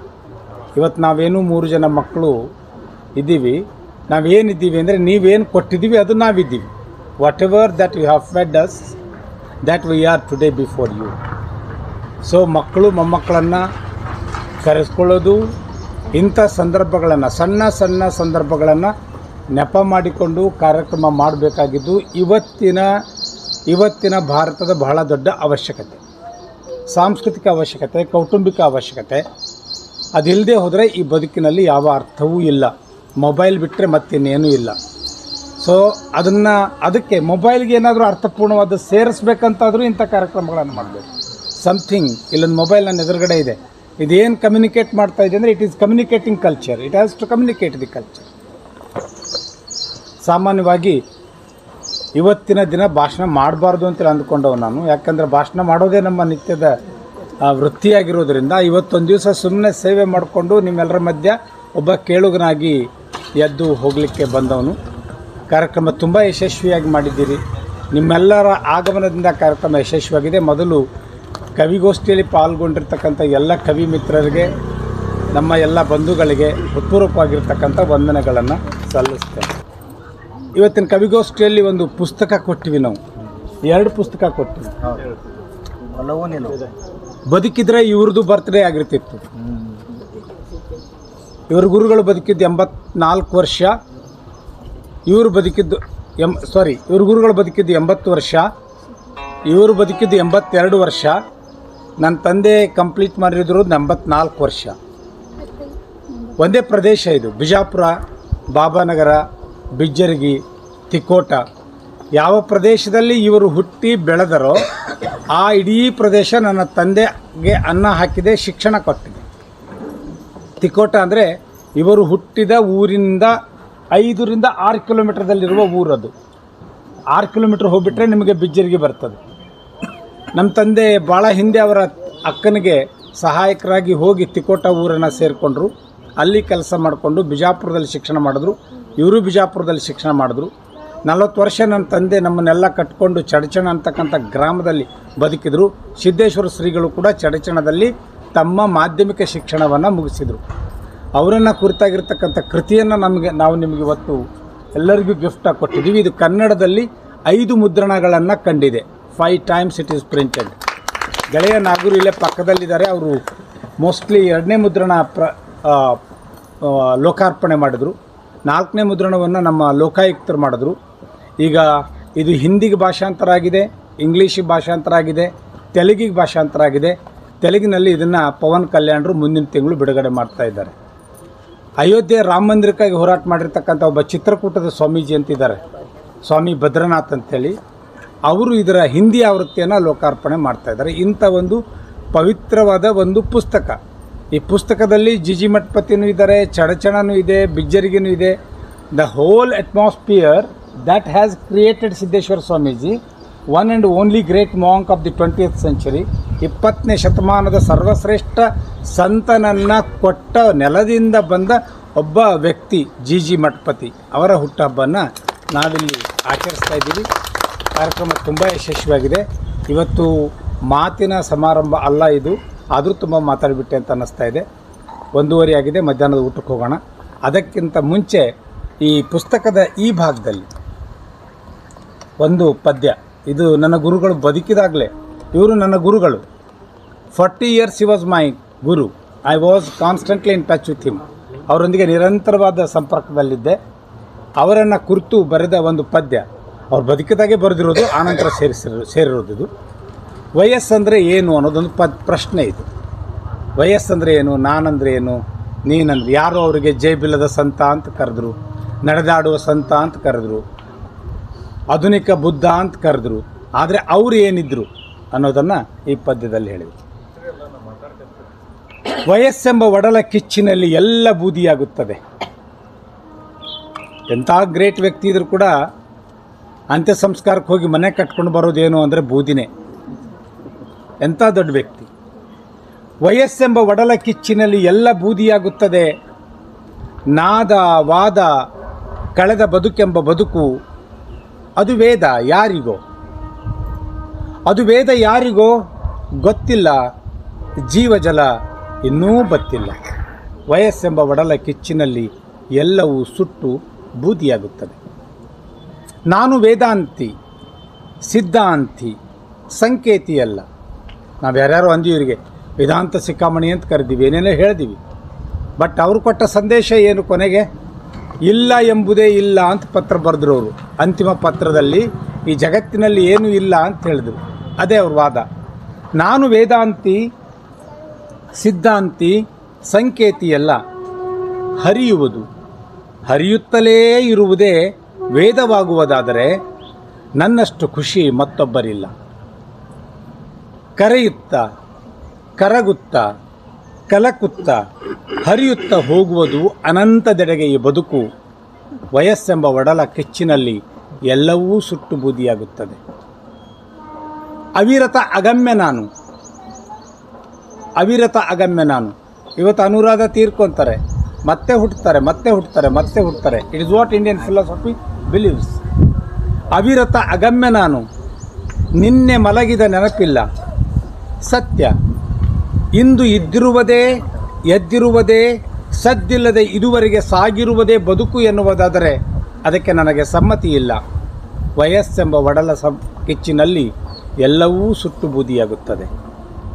ಇದ್ದವರ ನೋಯಿಸದೆ, ಇರದುದನ್ನು ಬಯಸದೆ, ಇರುವ ಬೆಳಕನ್ನು ಸಂಭ್ರಮಿಸುವುದೇ ಬುದ್ಧನಾಗುವುದೆಂದರೆ ಇದ್ದುದನ್ನು ನೋಯಿಸದೆ, ಇರದುದನ್ನು ಬಯಸದೆ, ಇರುವ ಬೆಳಕನ್ನು ಸಂಭ್ರಮಿಸುವುದೇ ಬುದ್ಧನಾಗುವುದೆಂದರೆ ನನ್ನೊಳಗೆ ನಾನು ಬುದ್ಧ ಅದು ಸತ್ಯ. ಸಾಂಬಹರನೋ ಶಾಂಭವಿಯೋ, ಸಿದ್ಧನೋ ಬುದ್ಧನೋ, ಒದ್ದೆಯಾದ ಬದುಕನ್ನು, ಉತ್ತಿಷ್ಟದ ಕನಸನ್ನು ಸಂಭ್ರಮಿಸಲು ನಾನು ಸದಾ ಸಿದ್ಧ. ಬನ್ನಿ ಸಂತೆ ಕರಗುವ ಹೊತ್ತು ಒಂದಿಷ್ಟು ಪ್ರೀತಿ ಹಂಚೋಣ.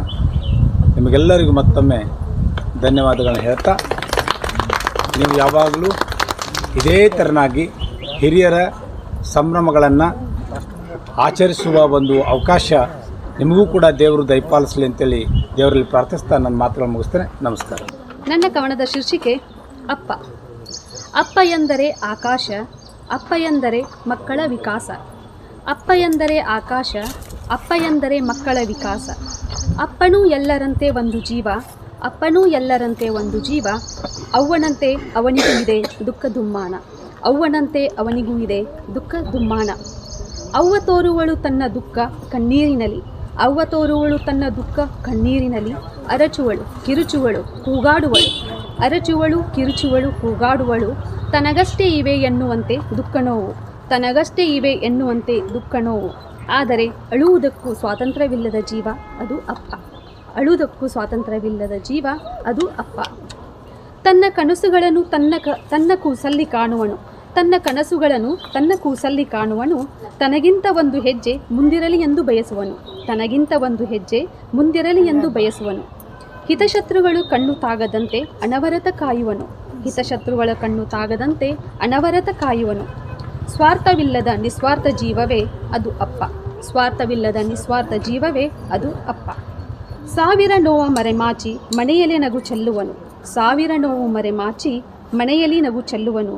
ಸಂಸಾರದ ಭಾರ ಹೊತ್ತು ಭೀಮನಂತೆ ನಟಿಸುವನು, ಸಂಸಾರದ ಭಾರ ಹೊತ್ತು ಭೀಮನಂತೆ ನಟಿಸುವನು. ಭಾರ ಹೊತ್ತ ನೋವಿಗೆ ಮಕ್ಕಳ ನಗುವೆ ಮುಲಾಮು ಎನ್ನುವನು, ಭಾರ ಹೊತ್ತ ನೋವಿಗೆ ಮಕ್ಕಳ ನಗುವೆ ಮುಲಾಮು ಎನ್ನುವನು. ಮಕ್ಕಳ ಸಾಧನೆಯಲ್ಲಿ ತನ್ನ ನೋವು ಮರೆಯುವ ಜೀವವೇ ಅದು ಅಪ್ಪ, ಮಕ್ಕಳ ಸಾಧನೆಯಲ್ಲಿ ತನ್ನ ನೋವು ಮರೆಯುವ ಜೀವವೇ ಅದು ಅಪ್ಪ. ಹೆಂಡತಿ ಮಕ್ಕಳು ಸಂಭ್ರಮಿಸುವಾಗ ಹೊಸ ಬಟ್ಟೆ ತೊಟ್ಟು, ಹೆಂಡತಿ ಮಕ್ಕಳು ಸಂಭ್ರಮಿಸುವಾಗ ಹೊಸ ಬಟ್ಟೆ ತೊಟ್ಟು, ಮಗಳು ಹೇಳಿದಾಗಲೇ ಗೊತ್ತಾಗುವುದು ತನ್ನ ಹರಿದ ಬಟ್ಟೆಯ ಗುಟ್ಟು, ಮಗಳು ಹೇಳಿದಾಗಲೇ ಗೊತ್ತಾಗುವುದು ತನ್ನ ಹರಿದ ಬಟ್ಟೆಯ ಗುಟ್ಟು. ನಾನು ನನ್ನದು ಎನ್ನದೆ ತನ್ನವರಿಗಾಗಿ ಜೀವ ಸವಿಸುವ ನಿಸ್ವಾರ್ಥ ಜೀವವೇ ಅದು ಯಾರೂ ಅಲ್ಲ ಅಪ್ಪ ಅಪ್ಪ ಅಪ್ಪ. ಇದು ನನ್ನ ತಂದೆಯೂ ಕೂಡ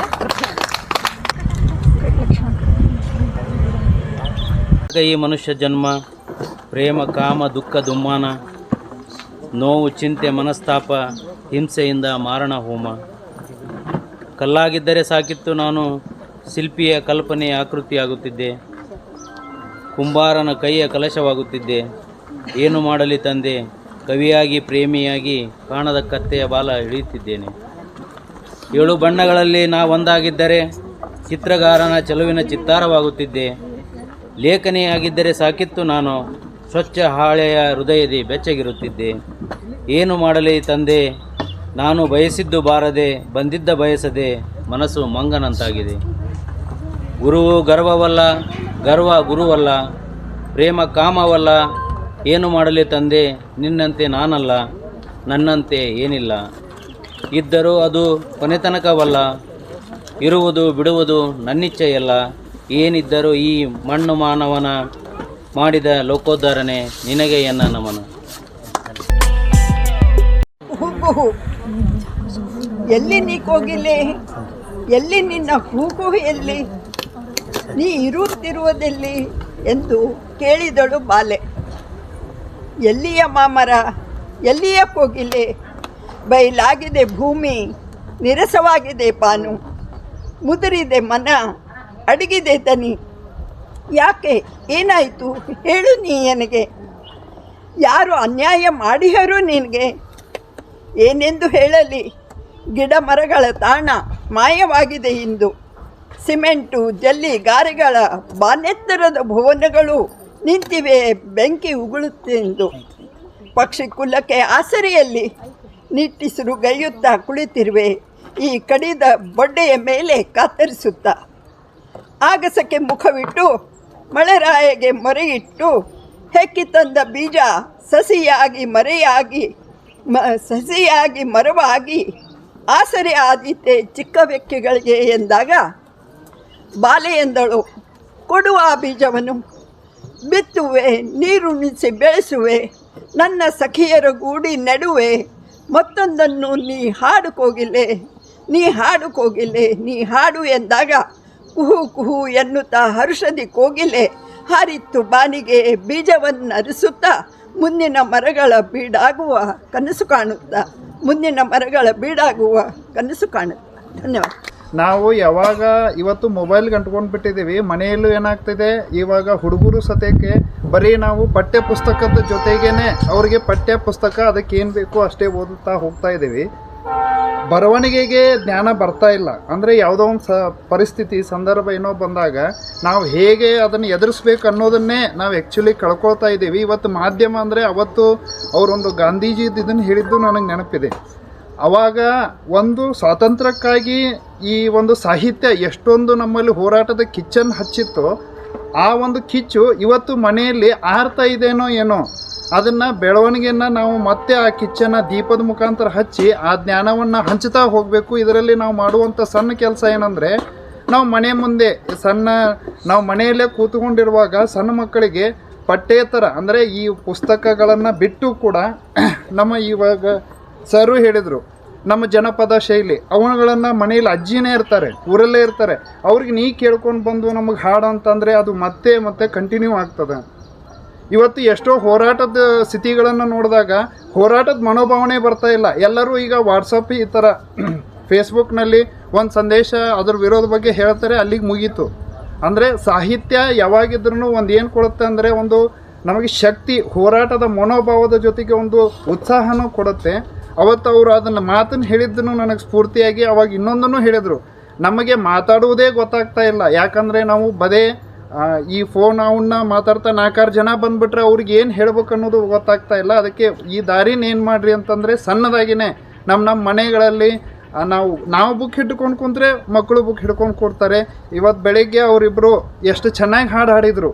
ಅವುಗಳನ್ನು ನನಗೆ ಅಂದರೆ ಕಾರ್ಯಕ್ರಮದ ಮೊದಲಿದ್ದಾಗ ನಾವು ಮನೆಯಲ್ಲಿ ಬೆಳೆಸ್ಬೇಕಾಗಿದ್ದ ಸಂಸ್ಕೃತಿ ಏನಂತಂದರೆ, ಮೊದಲಿನವ್ರು ಹೇಳ್ಕೊಟ್ಟು ಹೋಗಿದ್ದಾರೆ, ಜೊತೆಯೊಳಗೆ ಅವ್ರಿಗೆ ಈ ಥರ ಪಠ್ಯ ಪುಸ್ತಕದ ಆಚೆಗೂ ಕೂಡ ಮಕ್ಕಳನ್ನು ಅವ್ರ ಸಂಸ್ಕೃತಿಗಳನ್ನು ಬೆಳೆಸಬೇಕಾಗಿ ಆ ಇಚ್ಛೆಗೂ ನಾವು ಕಾಲಿಡಬೇಕಾಗಿದೆ. ಚಂದ್ರಶೇಖರ ಹೇಳಿದ ಬದುಕಿನ ಸರಳ ಸೂತ್ರ. ಹಾವನ್ನು ಸುತ್ತಿಕೊಂಡು ಕುಡಿತಿರುವ ಚಂದ್ರಶೇಖರ, ಇವನ ವಾಹನ ನಂದಿ ಅದೆಷ್ಟು ಸುಂದರ. ಚಂದ್ರಶೇಖರನ ಮಡದಿ ಇವಳು ದ್ರಾಕ್ಷಾಯಿಣಿ, ವಾಹನ ಇವಳದು ಸಿಂಹಗರ್ಜನೆ. ಗಣಗಳ ಅಧಿಪತಿ ಗಣಪನ ತಂದೆ, ಡೊಳ್ಳು ಹೊಟ್ಟೆ ಉಳ್ಳ ಇವನಿಗೆ ಪುಟ್ಟ ಇಲಿಯೇ ಸವಾರಿ. ಮಯೂರಿಯ ಏರಿ ಹೋಗುವ ಕಾರ್ತಿಕೇಯ, ಎಷ್ಟು ಚಂದ ಎಷ್ಟು ಅಂದ ಚಂದ್ರಶೇಖರನ ತುಂಬು ಕುಟುಂಬ. ಜಗತ್ತಿಗೆ ಸಾರುವುದು ಸಹ ಬಾಳ್ವೆಯ ಸಂಕೇತ. ಇಲಿಗೆ ಭಯವಿಲ್ಲ ಹಾವು ಸನಿಹವಿದ್ದರು, ನಂದಿಗೆ ಭಯವಿಲ್ಲ ಸಿಂಹ ಜೊತೆಗೆ ಇದ್ದರು. ಸಹ ಬಾಳ್ವೆಯೇ ಜೀವನ, ಹೊಂದಾಣಿಕೆಯೇ ಬದುಕಿನ ನಿಜವಾದ ಅರ್ಥ. ಅರಿತಿರೆ ಬದುಕಿದು ಸಂಪೂರ್ಣ ಸಾರ್ಥಕ.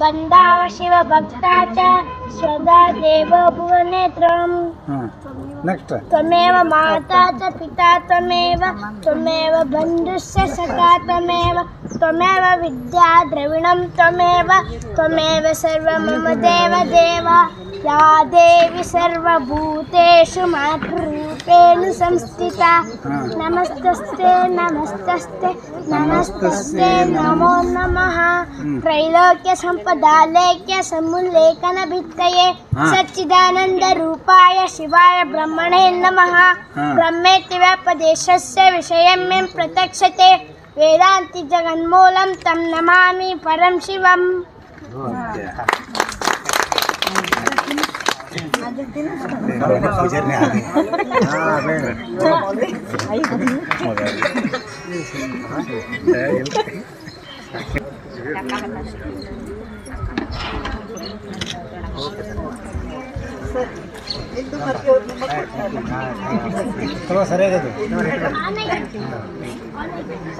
ಅವರಿಗೆ ಕುಂದರ್ಗಿ ಅವರು ಮತ್ತು ಅವ್ರ ಜೊತೆಯಾಗಿ ಒಂದು ಪುರಸ್ಕಾರವನ್ನು ಕೊಡಬೇಕಂತ ಆಶೆಯನ್ನು ನಮ್ಮ ಕುಂದರ್ಗಿ ಸರ್ ಮಾಡ್ಯಾರ. ಹಿರಿಯ ಜೀವಿಗಳು ಅವರಿಗೆ ಆಶೀರ್ವಾದ ಮಾಡಬೇಕಂತೇಳಿ ನಾನು ಎಲ್ಲರ ಪರವಾಗಿ ವಿನಂತಿ ಮಾಡ್ತೀನಿ.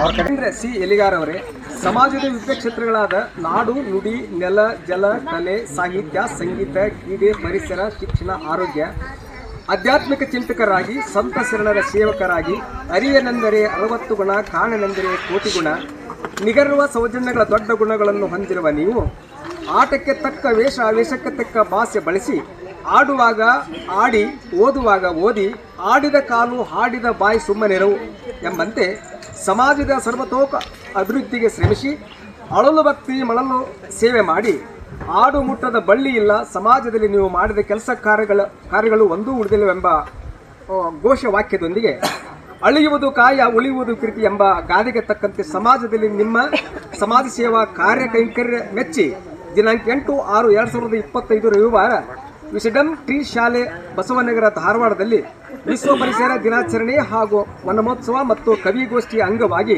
ತಾಲೂಕಾ ಸಾಹಿತ್ಯ ಪರಿಷತ್ ಧಾರವಾಡ ಹಾಗೂ ಶ್ರೀ ಪಾಂಡುರಂಗ ರುಕ್ಮಾಯಿ ಸಂಸ್ಕೃತಿ ಸೇವಾ ಟ್ರಸ್ಟ್ ಇಟಿಗಟ್ಟಿ ತಾಲೂಕು ಜಿಲ್ಲಾ ಧಾರವಾಡ ಇವರ 2 ಸಂಸ್ಥೆಯ ಸಂಯುಕ್ತ ಆಶ್ರಯದಲ್ಲಿ ಸರ್ವಶ್ರೇಷ್ಠ ಪುರಸ್ಕಾರ ನೀಡಿ ಗೌರವಿಸುವುದರಿಗೆ ನಮಗೆ ತುಂಬ ಸಂತೋಷವಾಗಿದೆ ಎಂದು ಈ ಮೂಲಕ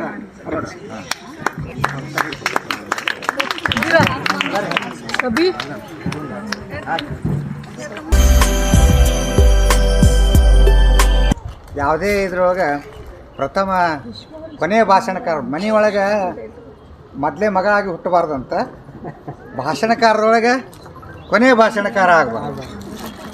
ಭಾಳ ಕಷ್ಟದ ಪರಿಸ್ಥಿತಿ. ನಮ್ದು ಅಧ್ಯಕ್ಷೀಯ ಮಾತಂದ್ರೆ ಏನೈತೆ, ನಮ್ದೇನು ಇರೋಂಗಿಲ್ಲ. ಅವ್ರು ಹಿಂಗಂದ್ರು ಇವ್ರು ಹಿಂಗಂದ್ರು ಅವ್ರು ಹಂಗಂದ್ರು ಅಂತ ಹೇಳಿ ಹೋಗಿ ಅದನ್ನು ಇತಿಶ್ರೀ ಮಾಡಿಬಿಡು. ಆದರೆ ಇಂದು ನಮಗೊಂದು ಸೌಭಾಗ್ಯ ದಿನ ಅಂದ್ರೆ ಮಠಪತಿಯವರು ಒಂದು ವಿಶೇಷ ಕಾರ್ಯಕ್ರಮವನ್ನು ಆಯೋಜನೆ ಮಾಡಿದರು. ಅಪ್ಪನ ಹುಟ್ಟು ಹಬ್ಬ ಬಹಳ ಮೆಚ್ಚತಕ್ಕಂಥ ಕಾರ್ಯಕ್ರಮ ಇದು.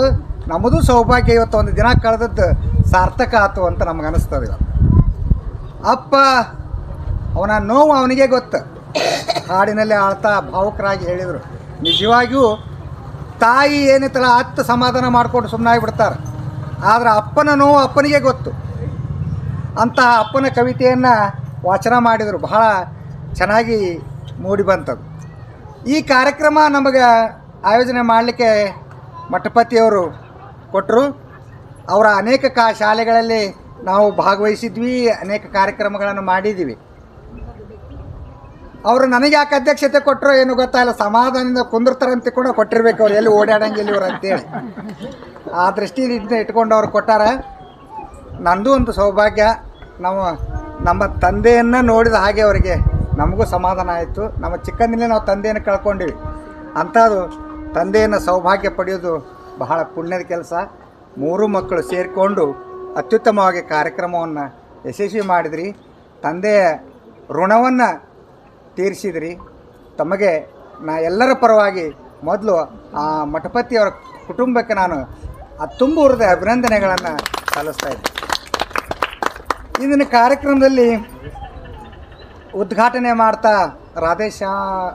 ರಾಧಾಶ್ಯಾಮರಾವ್ ಅವರು ಎಲ್ಲರಿಗೂ ಪ್ರೋತ್ಸಾಹ ಕೊಡಿ ಅಂತಕ್ಕಂಥ ಮಾತನ್ನು ಹೇಳಿದರು. ಅದು ಬಹಳ ನಿಜವಾದ ಮಾತು.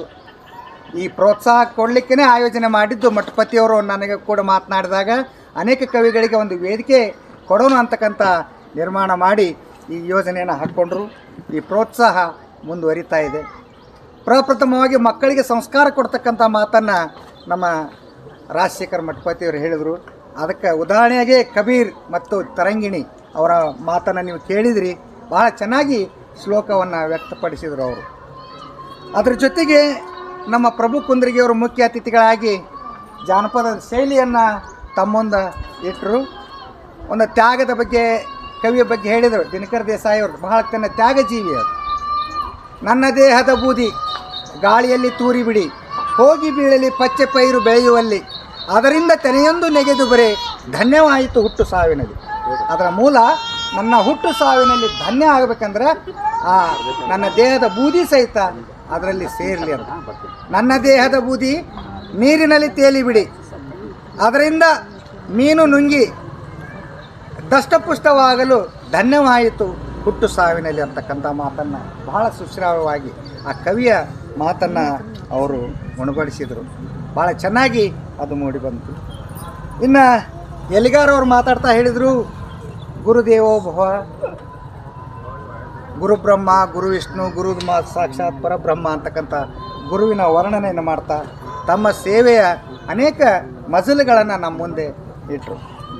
ಅದರ ಜೊತೆಗೆ ಸಾಕಷ್ಟು ಕವಿಗಳು ತಮ್ಮ ಕವಿತೆಯನ್ನು ವಾಚನ ಮಾಡಿದರು. ಭಾಳ ಚೆನ್ನಾಗಿ ಕವಿತೆಗಳನ್ನು ಹೇಳಿದರು.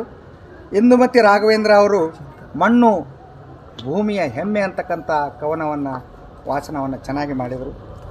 ಶಿವಾನಂದ ನಾಗೂರವರು ಸ್ವಚ್ಛತೆ ಬಗ್ಗೆ ಭಾಳ ಚೆನ್ನಾಗಿ, ಉದ್ಧಾರದ ಕನಸು ಬಗ್ಗೆ ಭಾಳ ಚೆನ್ನಾಗಿ ಹೇಳಿದರು ಅವರು. ಆದರೆ ಗೂಢಾರ್ಥ ಇಷ್ಟೇ, ಅವ್ರು ಹಳ್ಳಿಯಲ್ಲಿ ಹೋಗ್ತಾ ಹಳ್ಳಿಯಾಗ ನೌಕರಿ ಮಾಡೋರಿಗೆಲ್ಲ ಗೊತ್ತಿರ್ತೈತಿ ಬೆಳಗ್ಗೆ ಎದ್ಕೊಳ್ಳಿ ಎಲ್ಲಿ ಹೋಗ್ತಾರ ಅನ್ನೋದ್ರ ಬಗ್ಗೆ. ಅದನ್ನೇ ಆಧಾರವಾಗಿ ಇಟ್ಕೊಂಡು ಸ್ವಚ್ಛವಾಗಿಲ್ರಿ ಅಂತ, ಸ್ವಚ್ಛವಾಗಿ ನಮ್ಮ ಸುತ್ತಮುತ್ತಲ ಪರಿಸರವನ್ನು ಸ್ವಚ್ಛವಾಗಿಡ್ತಕ್ಕಂಥ ಸಂದೇಶವನ್ನು ಅವ್ರು ಹೇಳಿದರು. ಅನುರಾಧ ಕುಲಕರ್ಣಿಯವರು ಇಲ್ಲೇ ಒಂದು ಕವಿತೆಯನ್ನು ರಚನೆ ಮಾಡಿಬಿಟ್ರು ಅಪ್ಪನ ಬಗ್ಗೆ. ಭಾಳ ಚೆನ್ನಾಗಿ ಮಾಡಿದರು. ಅಪ್ಪನ ಬಗ್ಗೆ ಮಠಪತಿಯವರ ಶುಭಾಶಯ ಅವರಿಗೆ ಕೋರಿದರು. ಅದರ ಜೊತೆಗೆ ಒಂದು ಪ್ರಕೃತಿಯ ಕುರಿತು ಒಂದು ಭಾಳ ಚೆನ್ನಾಗಿ ಕವಿತೆಯನ್ನು ಹೇಳಿದರು.